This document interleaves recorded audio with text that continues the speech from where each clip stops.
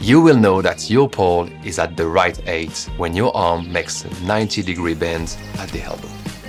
Hello everyone, my name is Alex. Today I will answer a question that a lot of people ask during mountain outings. Are trekking poles really that useful on the trail? What are the benefits? What's the best way to use them? That's what I'm going to show you in this video. Using trekking poles on the trail brings you more comfort and safety. They can also increase performance for fast hikers. But most importantly, they are designed to reduce fatigue. This video is divided into 3 parts. I will show you how to adjust your poles, how to use the wrist straps, and which technique to use according to the type of terrain.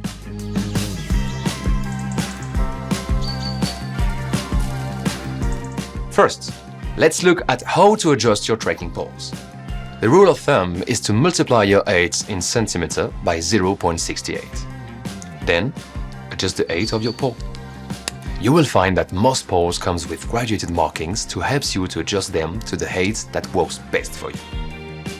This is useful to know, but ultimately it all depends on your body shape. You will know that your pole is at the right height when your arm makes a 90-degree bend at the elbow. In order to keep this 90-degree angle, you may want to shorten your poles by 2 to 4 inches, that's 5 to 10 centimeters, when going uphill. Likewise, you may want to lengthen them by 2 to 4 inches when going downhill. And for hiking poles made of several strands, I recommend adjusting all the sections to the same length. This will help to better distribute the force on the poles and absorb vibrations on the trail.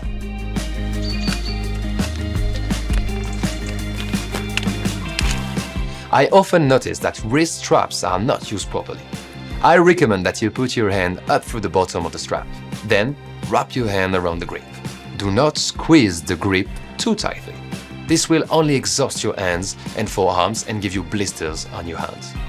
You should ensure that the straps are properly adjusted. If too tight, they can restrict blood flow to your hands. And if your straps are too loose, you won't be able to use your poles efficiently. There is one particular situation where I don't recommend using the wrist straps. And that's when you are going downhill, so you can easily let go of your poles and use your hands in case you fall.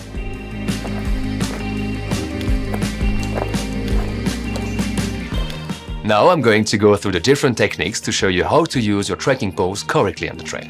They help you to find a balance, reduce the strain on your joints, and distribute the workload onto your muscle evenly. Another important thing to remember is to use your poles to propel yourself in order to reduce fatigue. I often see hikers who place their poles too far forwards, which is inefficient and compromise both balance and propulsion. What I recommend is to keep the tips of the poles next to your feet. Keep your poles angled slightly backwards so you can feel yourself propelled forward. Alternate your poles when you walk on a flat or slightly hilly terrain. Swing your arms naturally. So when you place your right foot forward, your left arm should also go forward. Planting your left paw next to your right foot will give you the balance and propulsion you need. You can use the double poling technique on steep slopes, which is when you place both paws simultaneously in front of you and take 3 steps between them. It gives you extra propulsion power and shares the muscular effort more evenly over the whole body. Both methods can also be used when you are going downhill. You can either alternate your paws on a gentle slope or simultaneously on a steeper one.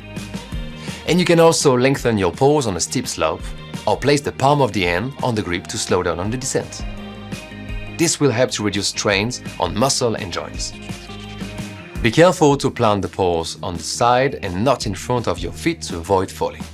Remember also what I said earlier about taking off the wrist straps and using your hands in case you fall.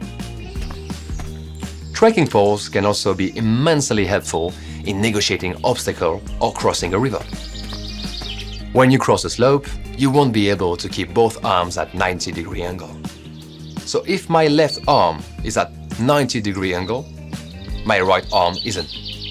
In this scenario, you can lower your right hand and place it under the grip. Some poles are made with foam for greater comfort. You will then be able to move forward with both arms at 90-degree angle and keep your balance. If you have a long distance to cross, then I recommend that you shorten your pole and have both arms at 90-degree angle to keep your balance. One last thing, people often ask if they can use one pole instead of two. Of course it's possible. Of course it's reassuring.